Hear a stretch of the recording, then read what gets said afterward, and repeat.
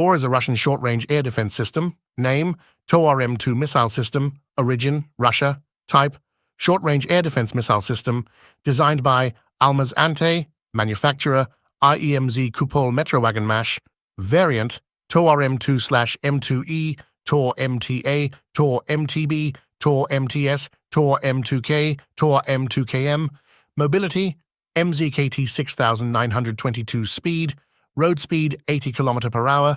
Crew 3. Armor 8 missiles. Missile type 9M331, 9M332, 9M338. Length 16.08 meter. Width 3.10 meter. Height 3.33 meter. Missile mass 165 km. Missile range 1 to 12 km. Altitude max 10 km. Maximum speed 1000 meter per second.